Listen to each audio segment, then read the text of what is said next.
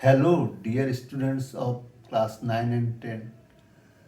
I hope all of you are very fine. Thank you to join us. I I hope all of you are going to learn the rules of changing sentence, and it is the second rule from simple to complex. Let's go and learn the rule. তোমরা সবাই অনেকেই বাংলা মিডিয়ামের students এখানে আমার video দেখছো, তাই আমি Bangla use করব, মানে কিছু কথা বাংলা ইউজ করব, তাই তোমরা উপকৃত হতে পারো। চলো আমরা রুলসটি দেখি। এখানে সিম্পল টু কমপ্লেক্স চেঞ্জিং সেন্টেন্সের সিম্পল সেন্টেন্সে যদি প্রেজেন্ট পার্টিসিপল থাকে, পার্টিসিপল ফ্রেজ আর কি, এটাকে ফ্রেজের পার্টিসিপল ফ্রেজ থাকে, তাহলে তাকে কি করতে হবে? কমপ্লেক্স করার সময় পার্টিসিপল ফ্রেজকে একটা সাবঅর্ডিনেট ক্লজে পরিণত করতে হবে। এই ক্ষেত্রে হোয়েন ইউজ করে আমরা সাধারণত সাবঅর্ডিনেট ক্লজে পরিণত করি। তো হোয়েন যখন ইউজ করব তখন আমরা মেইন ক্লজে যেটা, অর্থাৎ মূল সেন্টেন্সের যে সাবজেক্টটা আছে হোয়েনের পরে সেটা নিয়ে আসবো। সেটা নিয়ে আসার পরে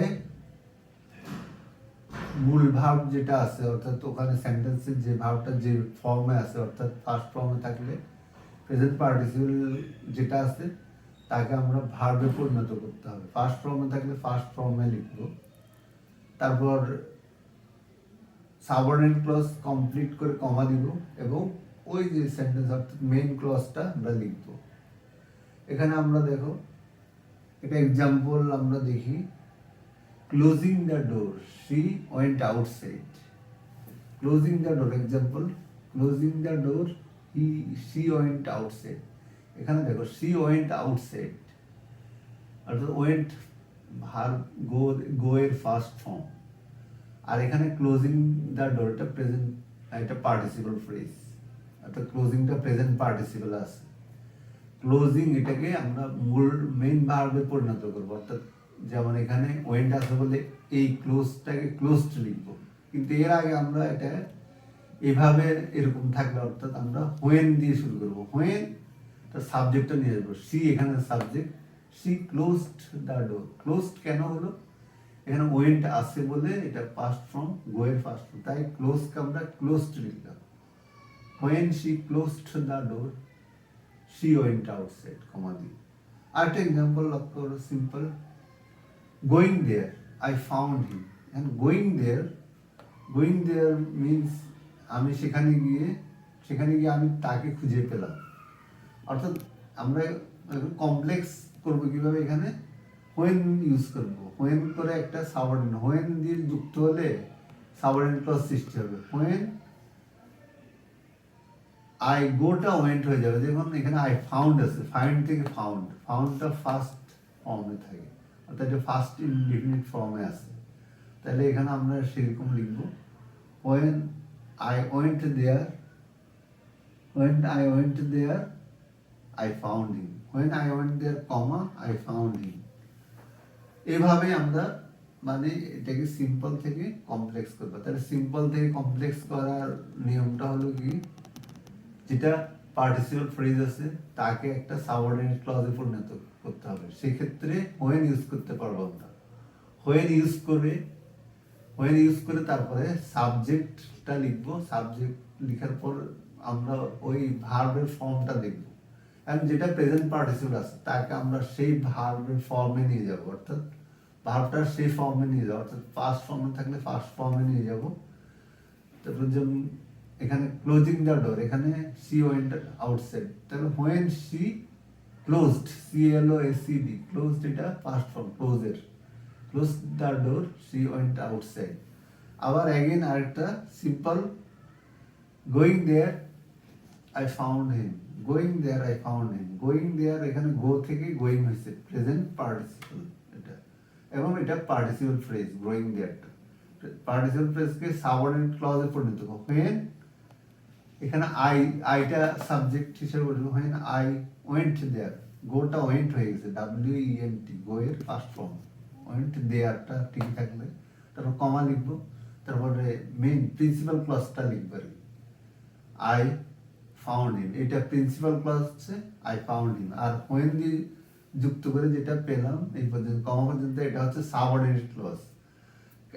হোয়েন আই ওয়েন্ট দ্যার, যখন আমি সেখানে গেলাম, এটা সাবঅর্ডিনেট ক্লজ কেন? এটা নির্ভরশীল একটা, মানে ডিপেন্ডেন্ট একটা ক্লজ, মানে আর ওটা হচ্ছে ইন্ডিপেন্ডেন্ট ক্লজ। মানে আই ফাউন্ড হিম, আমি তাকে খুঁজে পেলাম, এটা শুধু একা বললেও কিন্তু সেটা হয়ে যায়। কিন্তু হোয়েন আই ওয়েন্ট দেয়ার, এটা যদি বলে থাকি তখন কি হবে, আমার কিন্তু ওখানে বক্তব্যটা অর্থাৎ শেষ হবে না, অর্থাৎ আরো জানার ইচ্ছা থাকবে, তখন সেই জন্য এটা একটা সম্পূর্ণ বাক্য হয়নি, তাই এটা সাবঅর্ডিনেট ক্লজ অর্থাৎ ডিপেন্ডেন্ট ক্লজ, আর ওটা হচ্ছে ইন্ডিপেন্ডেন্ট ক্লজ।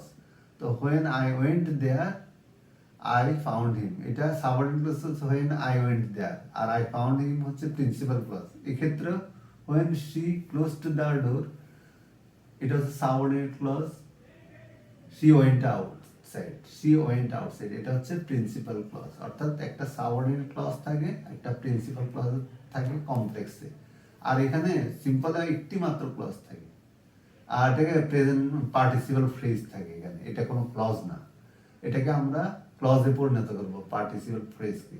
পার্টিসিপাল অর্থাৎ প্রেজেন্ট পার্টিসিপাল থাকলে সেটাকে আমরা ওখানে যে ভার্ব আছে মেইন ভার্ব, সেই অনুসারে আমরা সেই ফর্মে নিয়ে যাবো। অর্থাৎ ভার্বটা যদি পাস্ট ফর্মে থাকে, এই প্রেজেন্ট পার্টিসিপেলের মূল ভার্ব যেটা, তাকে আমরা পাস্ট ফর্মে নিয়ে যাব। হোয়েনের পরে অবশ্যই সাবজেক্টটা লিখবো, সাবজেক্টটা যদি নাউন হয়ে থাকে নাউনই লিখবো হোয়েনের পরে, আর দ্বিতীয় অংশে আমরা প্রনাউনটা লিখবো তার। এক্ষেত্রে আমাদের প্রনাউনই আছে she, when she closed the door she went outside। আর এখানেও দেখো, এখানেও প্রনাউন আছে I, when I went there I found him।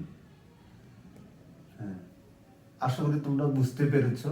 আর যদি আমার চ্যানেলটি ভালো লাগে বা এই ভিডিওটি যদি তোমাদের কাছে ভালো লাগে, তাহলে আমাকে আমার চ্যানেলটি সাবস্ক্রাইব করবে। আর যদি তোমাদের কোনো কিছু জানা অর্থাৎ প্রবলেম থাকে, তাহলে আমার এই যে কমেন্ট বক্স আছে এখানে, তাতে কমেন্ট করে পাঠাবে। তোমার লাইক এবং শেয়ার করে তোমার বন্ধুদের জানিয়ে দেবে।